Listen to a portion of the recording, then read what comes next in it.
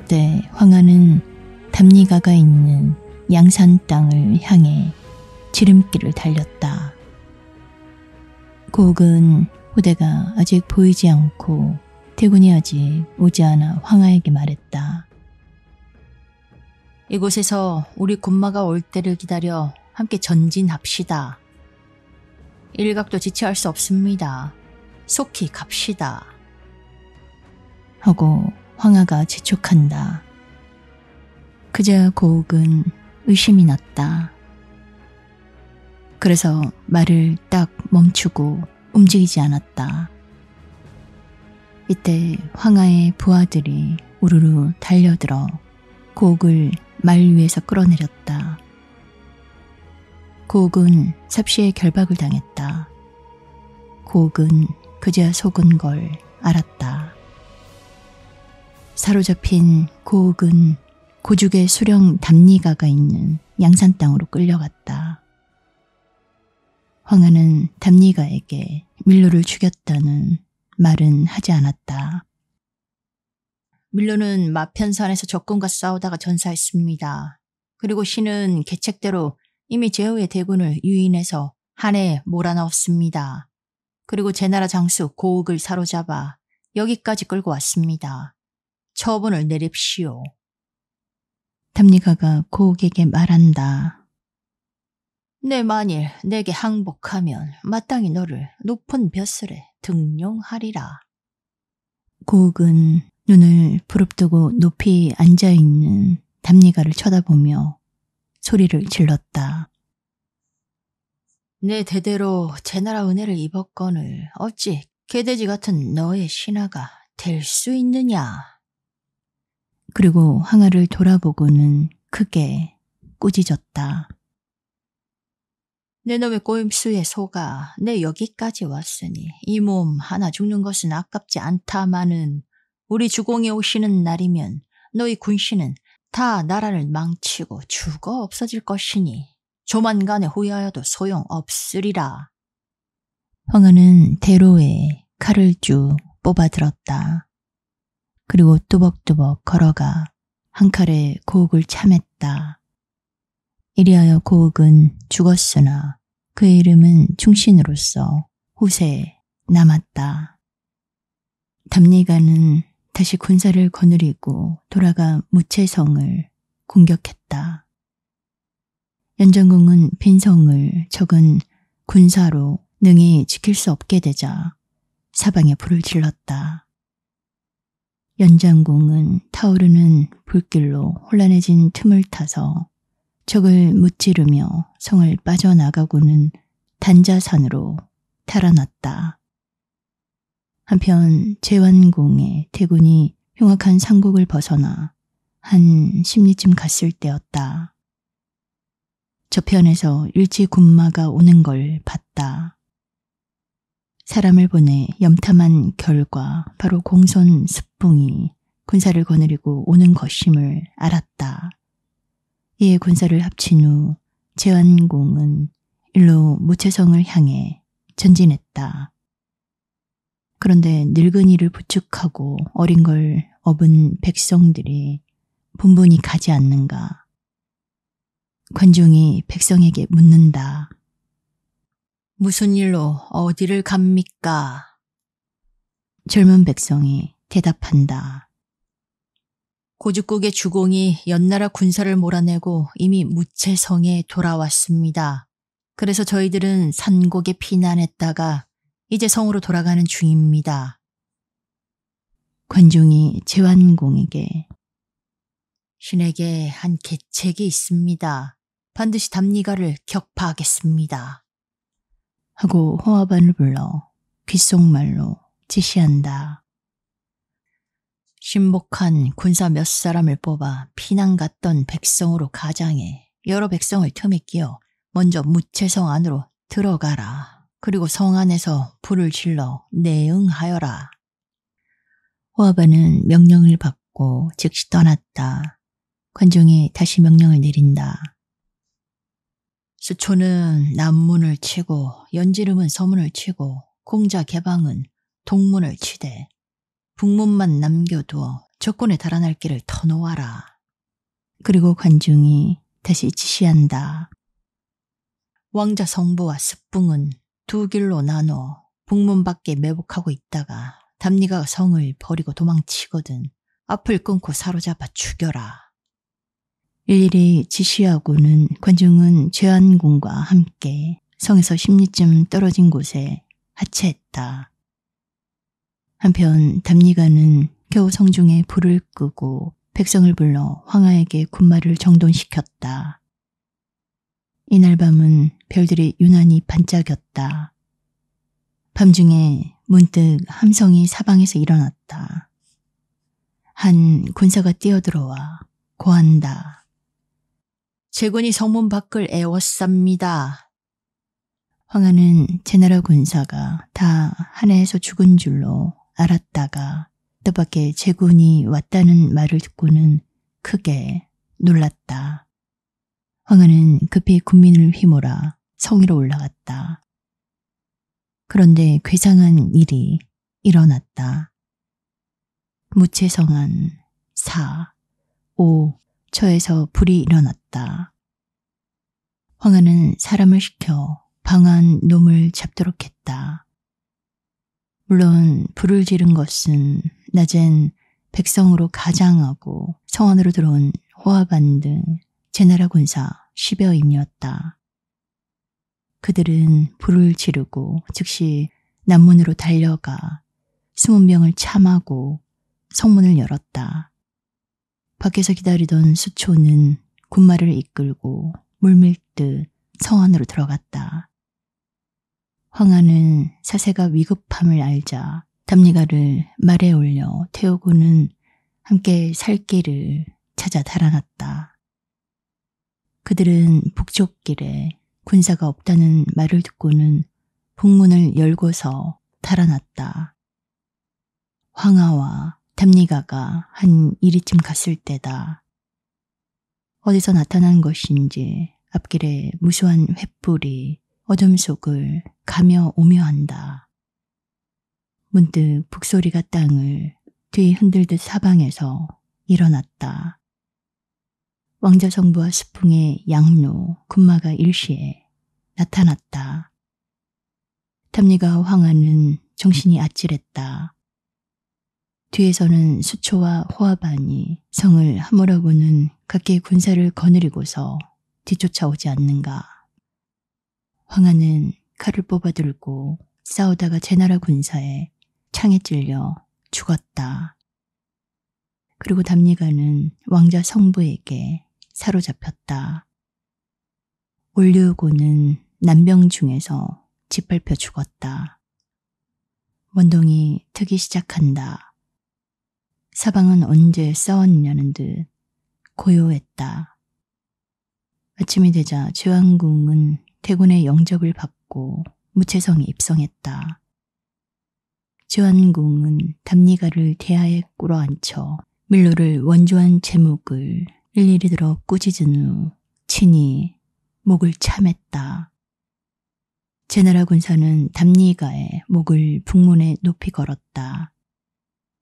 제왕궁은 오랑캐를 훈계하고는 또한 백성을 위로했다.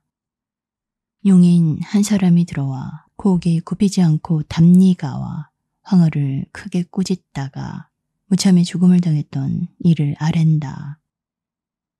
이 말을 듣자 제왕궁은 10분 탄식하고는 즉시 그 충절을 기록하게 하고 귀국하여 다시 표창하도록 분부했다. 이때 연장궁은 제왕궁이 적을 무찌르고 마침내 입성했다는 소문을 듣고서는 단자산에서 나는 듯이 돌아왔다. 연장궁은 제군의 승리를 제왕궁에게 축하했다. 치하를 받고 제왕궁이 대답한다. 과인이 군의 위급을 구출하고자 천리 먼 길을 와서 다행히 성공하여 영지, 고족 두 나라를 하루아침에 무찌르고 넓고 넓은 500리 땅을 열었소이다. 그러나 과인은 우리 제나라와 인접하지 아니한 이 땅을 차지할 생각은 없습니다. 청컨대 군우께서 이 땅을 다스립시오. 이 의외의 고마운 말에 연장공이 사양한다. 과인은 군우의 힘을 입사와 종묘 사직을 보전한 것만으로도 만족합니다. 어찌 감히 영토를 갖고자 하리까. 군우께서 이 땅을 다스리소서. 제완공이 다시 권한다. 이 북방은 중원에서 너무 먼지라 만일 다시 오랑캐로 하여금 다스리게 하면 반드시 또 모반할 염려가 있습니다. 군우는 과도히 사양 맙시오. 이제 동쪽으로도 길이 열렸으니 옛 어진 소공과 같은 업적을 닦아 주왕실에 공헌하시고 길이 북방의 방패가 되시면 과인도 또한 이 영광에 참여한 것이 됩니다. 연장공은 더 사양하지 못하고 오랑캐 땅 500리를 받았다. 제완공은 무채성에서 크게 삼군에게 상을 내렸다. 그리고 이번 싸움을 도운 무종국에게 소천상 일대에 땅을 줬다. 이에 호화반이 먼저 배사하고 본국으로 돌아갔다. 제완공은 군사를 5일간 쉬게 한 후 무채성을 떠났다. 다시 비계를 건너 석벽 아래 차량을 내리고는 군마를 정돈한 후 천천히 행진했다. 특히 영지국의 길은 가고 가도 불에 타버린 잿더미만 남았고 도처마다 쑥대밭이 되어버린 싸움터뿐이었다. 제완공은 이 참혹한 풍경에 울컥한 심사를 참지 못해 연장공을 돌아보고 말한다.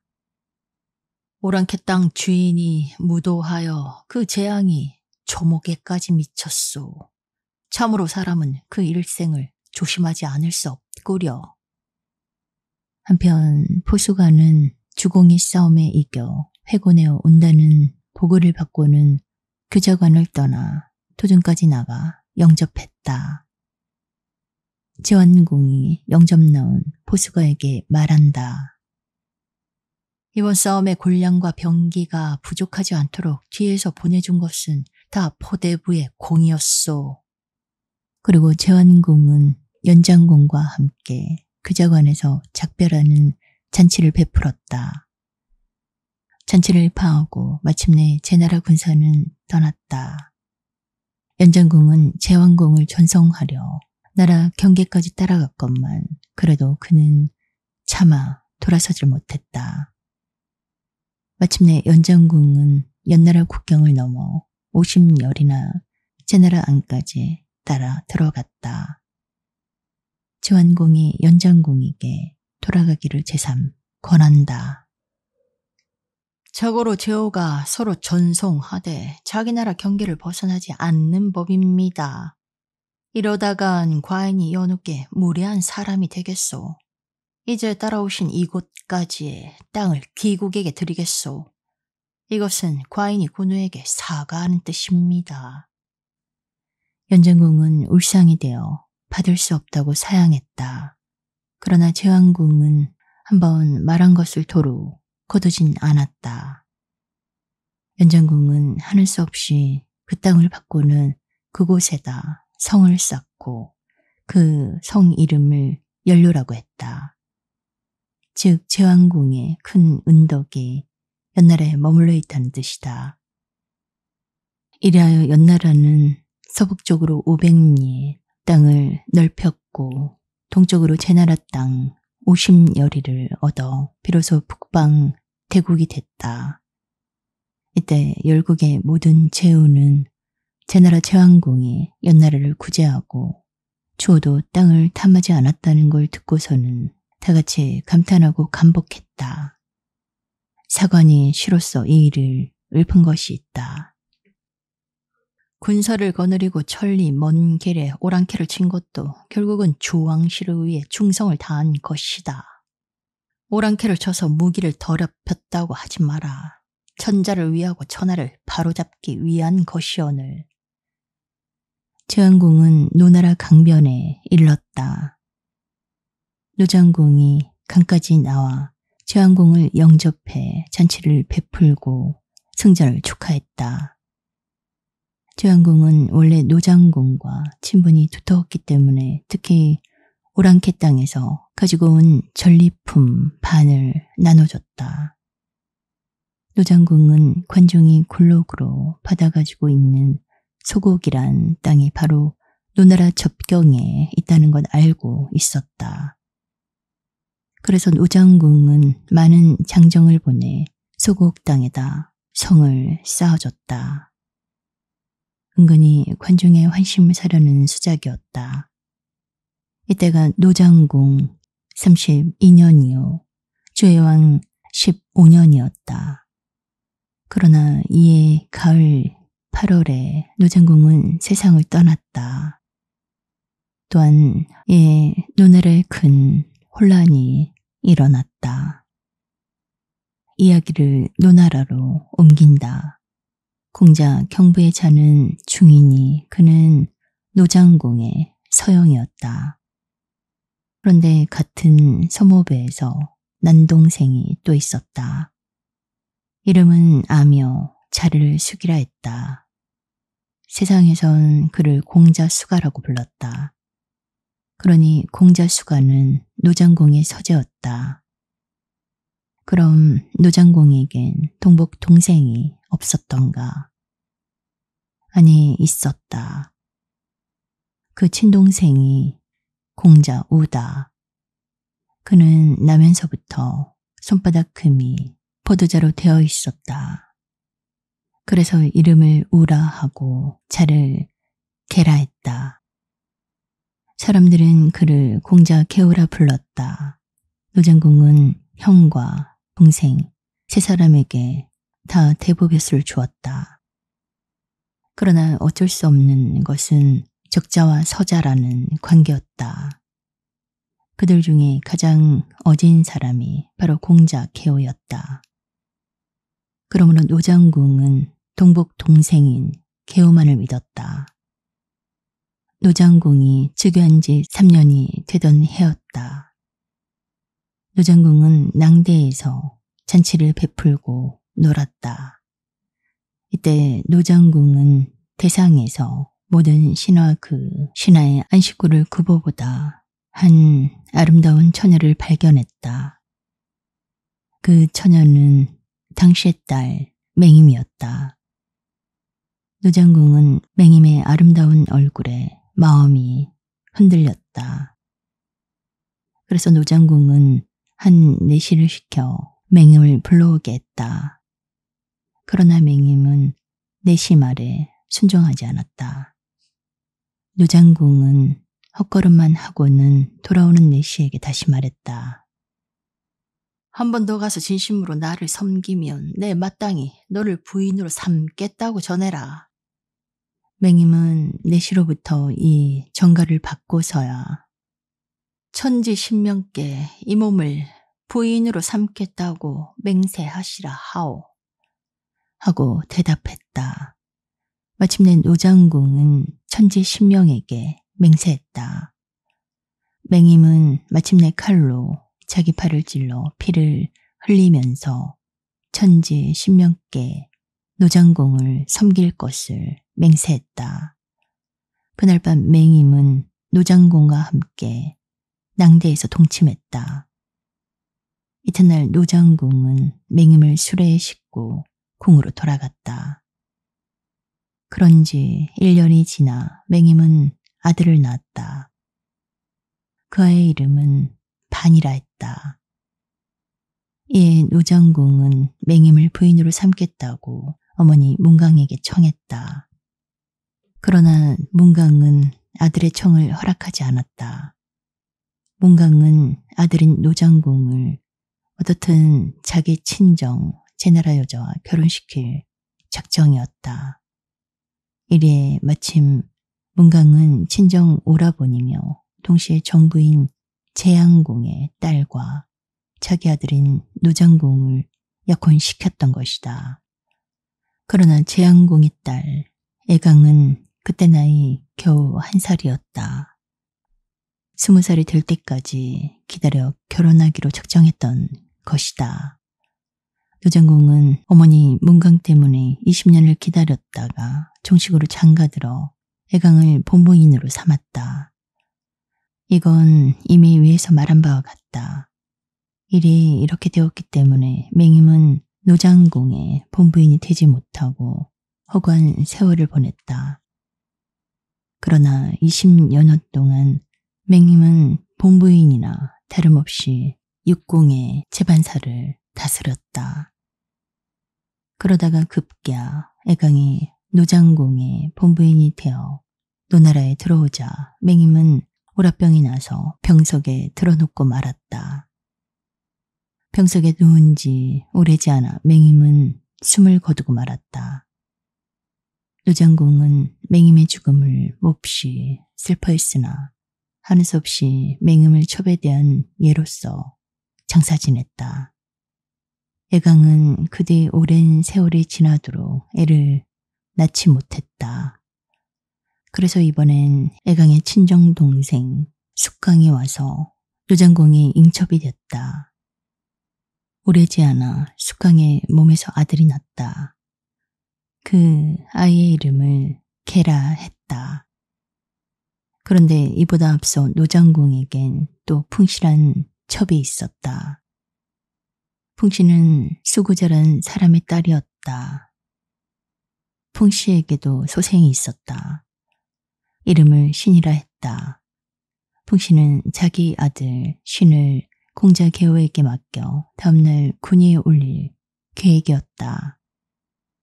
그러나 공자 개호는 형주의 큰 아들은 반입니다. 딴 생각을 품지 마오.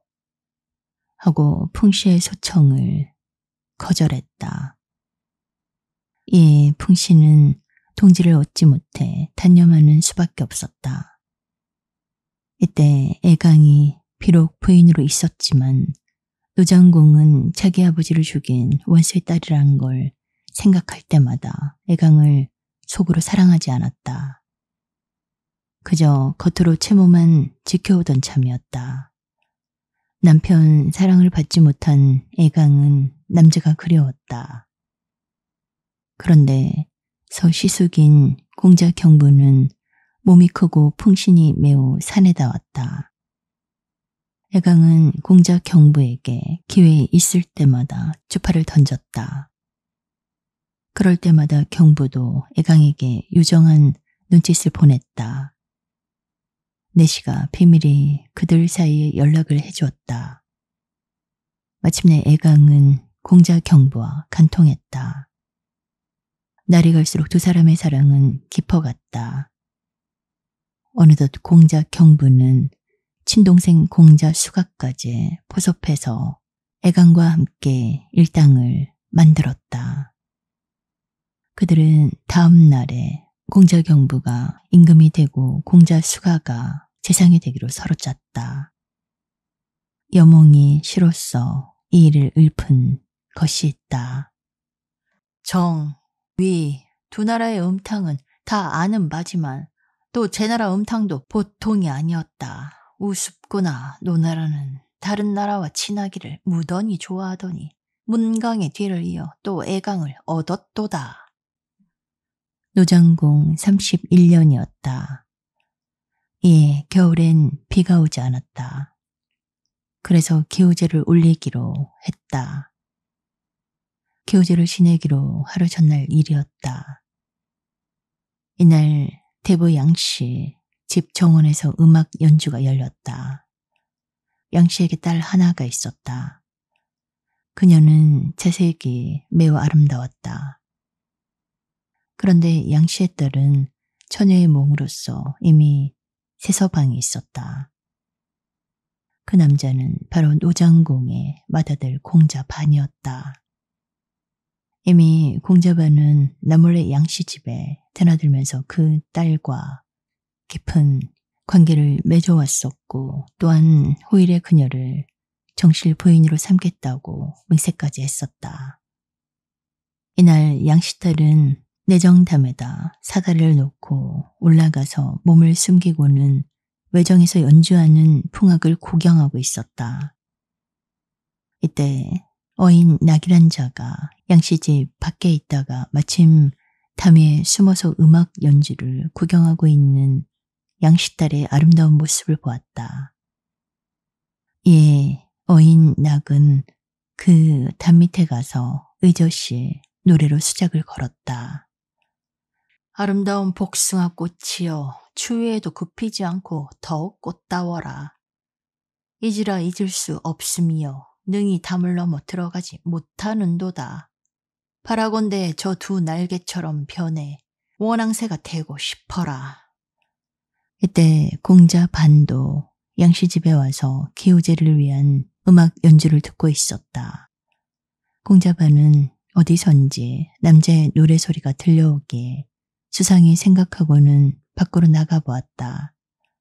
이런 줄도 모르고 어인낙은 노래로 양씨딸에게 수작을 걸다 공자반에게 들켰다. 공자반이 대로에 자오에게 분부한다. 저놈을 당장 잡아오너라. 부드러운 어인낙은 곤장 300대를 맞았다. 어인낙의 피는 땅바닥을 벌겋게 물들였다. 어인낙은 목숨만 살려주sob사 하고 애걸복걸했다. 공자반은 놈을 일단 놓아주고는 이를 아버지인 노장공에게 가서 고했다. 노장공이 걱정한다. 낙을 곤장으로 쳤다는 건 실수다. 그런 놈은 당장 죽여버려야 하는 것이다. 낙은 천하에 짝이 없는 무서운 장사다. 반드시 그놈이 너에 대해 원한을 품겠구나. 원래 어인낙은 무서운 장사였다. 지난날의 일이다. 어인낙은 직문 성내에 올라가 몸을 날려 밑으로 뛰어내린 일이 있었다.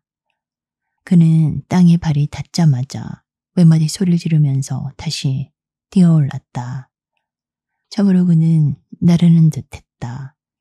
어느새 그는 이미 누옥의 추녀 끝을 잡고 매달려 있었다.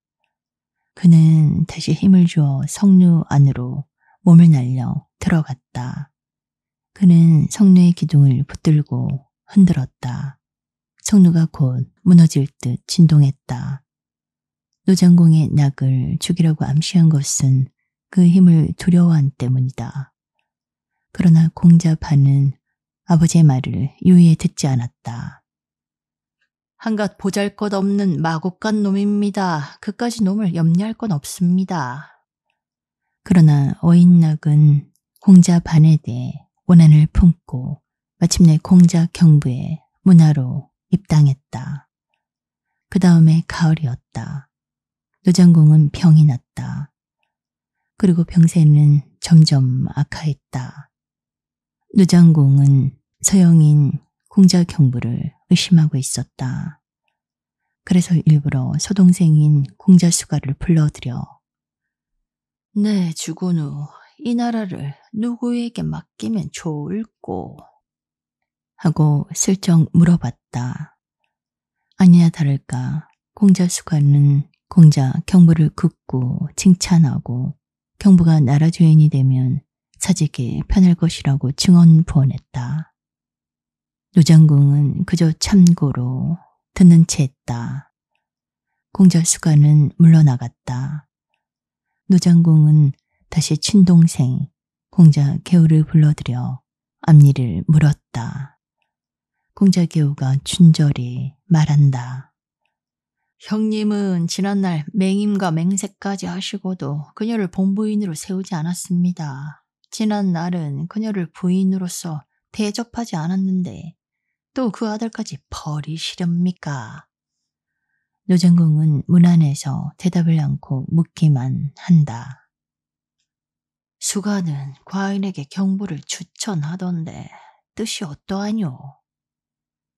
경부는 잔인할 뿐 덕이 없습니다. 임금의 그릇이 아닙니다. 수가는 동복인 형과 친한 사이입니다. 그 말을 듣지 맙시오. 노장공은 연신 머리를 끄덕였다. 그리고 마침내 말문이 막혔다. 공자 개우는 사세가 매우 급하다는 걸 알았다. 그리고 궁실에서 나와 즉시 내시를 불렀다. 공자 수가에게 가서 주공의 말씀을 다음과 같이 전하고 오너라. 즉 수가는 대부 검계의 집에 가서 기다리도록 해라. 곧 과인이 특별한 분부를 내리겠다. 내시는 곧 공자 수가에게 가서 그 말을 전했다. 공자 수가는 희색이 만면에서 곧 검씨집으로 갔다. 그는 장차 좋은 소식이 있을 줄 알았다. 한편 공자 계호는 침주 한 병을 검계에게 보내 공자 수가를 죽이도록 지시했다.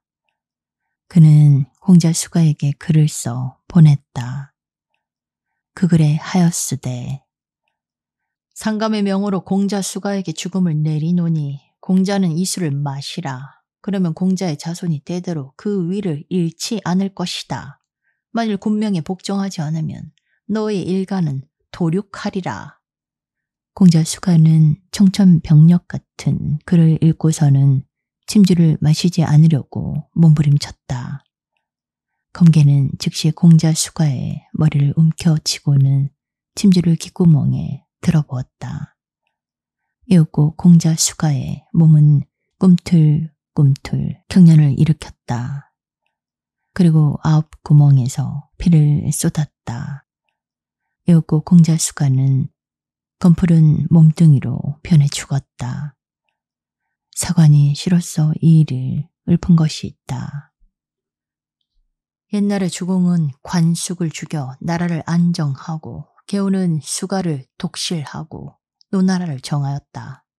나라를 위해 형제를 죽이고서 대의를 폈으니 모든 나라는 서로 치고 죽이는 것이 일이었다. 이날 밤 노장궁은 세상을 떠났다.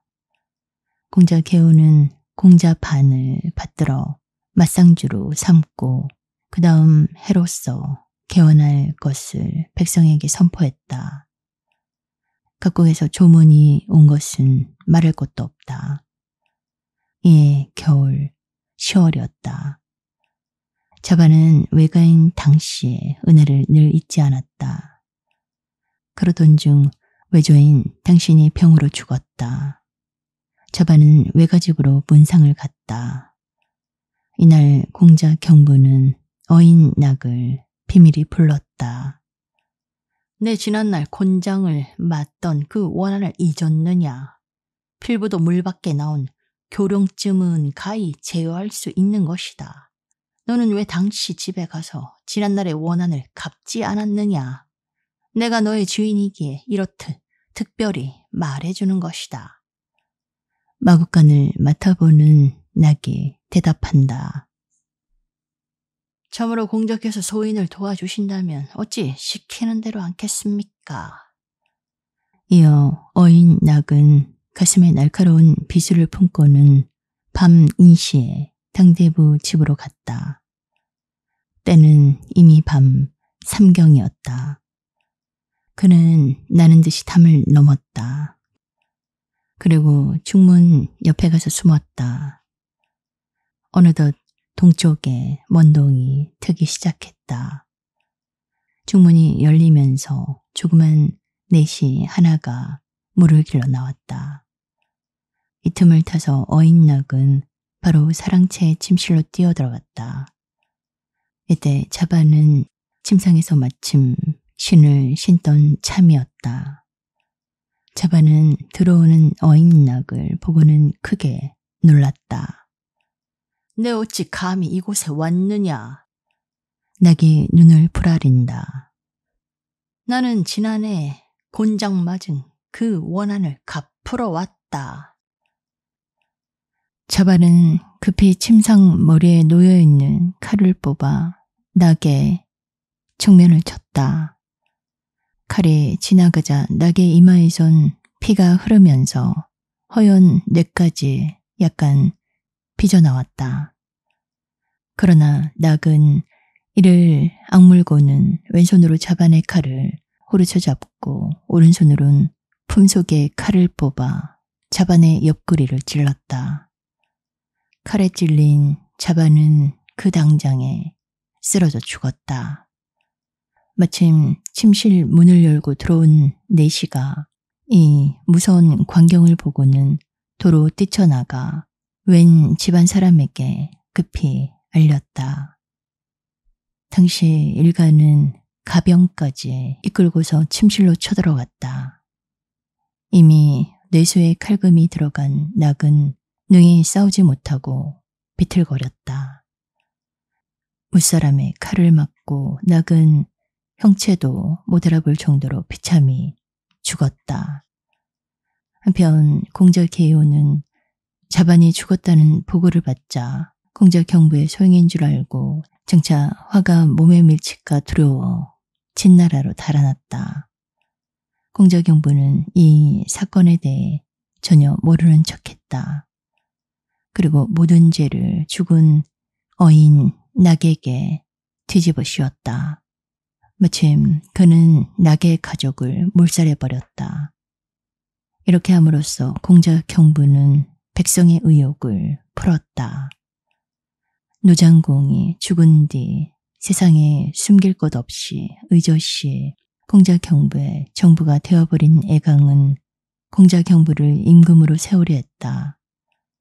그러나 공자 경부가 속삭인다.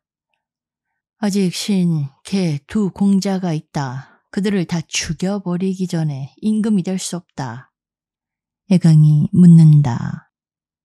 그럼 그동안이나마 신을 임금으로 세워야 한단 말이오. 신은 나이가 많아서 만만치 않다. 우선 개를 군위에 세워야겠다. 공자 경부는 자반의 죽음을 발상하고 이를 보고해야 한다는 명목으로 친히 제나라에 가서 자반이 당한 변을 고하고 많은 뇌물을 수초에게 바쳤다. 그리고 돌아와 공자개를 군위에 앉혔다. 이때 공자개의 나이가 겨우 8살이었다. 그가 바로 노민공인 것이다. 노민공은 바로 숙강의 아들이며 숙강은 바로 애강의 친정 동생이다. 어린 노민공은 안으론 애강의 싸늘한 눈이 무서웠다. 밖으론 공자 경부의 억센 눈이 무서웠다. 그는 외가인 제나라의 힘을 빌려 했다. 그래서 사람을 제나라로 보내 그 뜻을 아랬다. 마침 노민공은 제나라 땅 고락이란 곳에서 제완공과 회견하게 됐다. 어린 노민공은 공락에 가서 제완공의 옷깃을 잡고는 공자 경부가 항상 딴 생각을 품고 있다는 사실을 비밀히 호소하고는 흐느껴 울었다. 제완공은 어린 노민공을 불쌍히 생각했다. 오늘날 노나라 대부 중에서 누가 가장 현명한고? 오직 공자 개호가 현명하지만 지금 그는 진나라에서 망명 중입니다.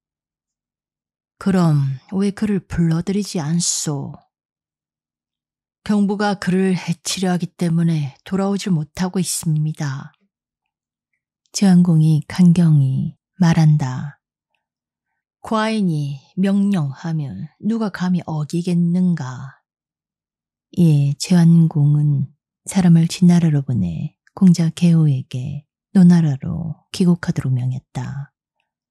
노민공은 제완공에게 감사하고 낭이라는 곳으로 갔다. 노민공은 낭에서 귀국하는 개호와 만나 함께 수레를 타고 궁으로 돌아갔다. 그리고 즉시 공자 개호를 제상으로 삼았다. 이것이 다 제완공의 명령이었기 때문에 아무도 감히 불평을 못했다. 이때 겨울의 제완공은 그뒤 노나라의 임금과 신하가 그 위에서 불안해하지나 않는가 하고 대부 중손치를 보내 공자 경부의 동정까지 자세히 알아오도록 했다.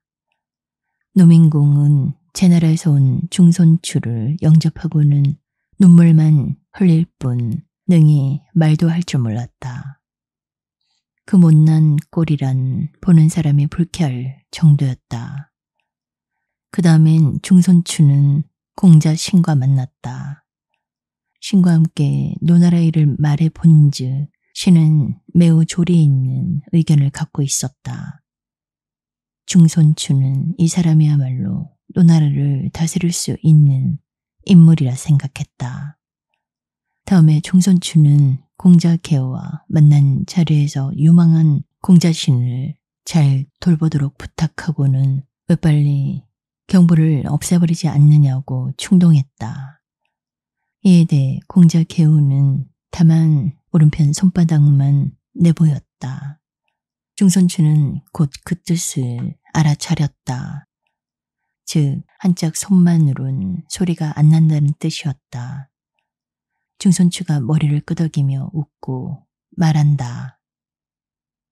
내 마땅히 우리 상감께 가서 말하겠소만 만일 기국에서 일단 일이 생기면 우리 쟤는 그냥 앉아서 바라보진 않을 것이오. 다음 날이었다. 공자 경부는 많은 뇌물을 가지고 가만히 중손추를 찾아갔다. 중손추는 자기 앞에다 바치는 뇌물을 보고는 정중한 목소리로 진실로 공자가 사직에 충성을 다한다면 우리 상감께서도 바치는 물건을 다 받으실 것이오. 어찌 주만이 이런 귀중한 물건을 받을 수 있으리오. 하고 완고히 거절했다. 경부는 송구해서 돌아갔다. 그대 중손추는 노나라 실정을 샅샅이 살핀 뒤 본국으로 돌아갔다. 그는 귀국하는 길로 즉시 제왕공에게 보고했다. 경부를 없애버리지 않는 한 노나라는 안정되기 어려울 것 같습니다. 그럼 과인이 병력으로 그를 없애버리면 어떻겠소? 경부의 흉악한 잘못이 아직 드러나지 않았으니 그를 칠래야 칠 명목이 없습니다. 신이 보기에 경부는 남의 밑에 있는 걸 몹시 싫어하니 반드시 무슨 변을 일으키고야 말 것입니다. 그러한 기회를 기다렸다가 없애버려야 합니다. 그 말이 장이 좋다. 하고 제왕공이 찬동했다. 노민공 인연이었다. 공자 경부는 군의를 뺏고자 초조했다. 다만 노민공이 제왕공에 일가며 더구나 공자 개오가 중심으로 보좌하고 있기 때문에 그는 경솔히 일을 일으키지 못하고 있을 뿐이었다. 어느 날이었다. 문지기가 들어와 아랜다. 대부 보기께서 오셨습니다. 공자 경부는 보기를 소실로 영접했다. 보기는 얼굴에 잔뜩 노기를 띠고 있었다. 공자 경부는 자기를 찾아온 뜻을 물었다. 보기가 대답한다. 내 땅은 태부, 신불의 전장과 서로 인접해 있소. 그런데 나는 까닭없이 신불에게 전답을 뺏겼소이다. 억울해서 주공께 호소했더니 주공은 태부만 편애하사 도리어 나보고 그 땅을 양도해 주라는구려. 내 참을 수 없어 공자께 왔으니 제발 주공께 내 세정을 말 좀 해 주시오. 이 말을 듣자 공자 경부는 따라온 사람들을 즉시 바깥으로 다 내보내게 하고는 보기에게 속삭인다. 주공은 나이 어리고 철이 없어 내가 가서 말해도 듣지 않을 것이오. 만일 큰일을 한번 해보실 생각이라면 대보를 위해 그 신불해를 죽여버리겠소. 뜻이 어떠시오? 하지만 개우의 눈에 흙이 들어가기 전엔 어려울 것이오. 주공은 아직 어린애요. 반면 문이문을 나가 거리로 돌아다니며 놀지요. 대부는 문이문 밖에 사람을 매복시켰다가 그 어린 것이 나오거든 한 칼에 찔러버리시오. 그리고 나서 도적의 소행이라고만 하면 누가 능히 이 일을 알겠소. 다음은 임금이 없으니 국모의 명에 의해 임금을 세우고 개우를 추방하면 돼요. 결국 손바닥을 뒤집는 것보다도 쉬운 일이 아니겠소. 마침 보기는 동의했다. 보기는 집으로 돌아가 각방으로 힘센 장사를 구했다. 이리하여 추아라는 자를 얻었다. 보기는 추아에게 날카로운 비수 한 자리를 내줬다. 마침 추아는 문이문 밖에 매복했다. 밤이 됐다. 과연 문이문에서 어린 노민공이 나왔다. 추아는 숨어있는 자기 앞까지 노민공이 오기를 기다렸다가 나는 듯이 뛰어나갔다. 어둠 속에서 칼이 번쩍 빛났다. 노민공은 비수를 맞고 가냘픈 소리를 지르며 죽었다. 그저 좌우 시종이 어둠 속으로 번개처럼 사라지는 검은 그림자를 가리키며 외친다. 저놈 잡아라. 검은 그림자는 곧 사로잡혔다. 그러나 보기가 거느린 무장한 부하들이 나타나 다시 추아를 뺏어가지고 달아났다. 한편 공자 경부는 사병을 거느리고 가서 태부 신부래를 그의 집에서 죽였다. 공자 계우는 이 변을 듣자 즉시 공자 신의 집으로 가서 문을 두드렸다. 그는 방으로 들어가 누워 자는 공자 신을 팔기로 차서 깨웠다. 경부가 난을 일으켰소. 속히 피합시다. 공자 계우와 공자 신은 그날 밤으로 길을 떠나 주나라로 달아났다. 여몽이 시로써 이 일을 읊은 것이 있다. 자반이 피살되고 민공도 암살됐으니 그 당시 못된 칼을 휘두르게 한 자 그 누구냐. 노나라 난이 다 궁중일로 생겼으니 하필이면 제 나라 여자만 데려왔던가.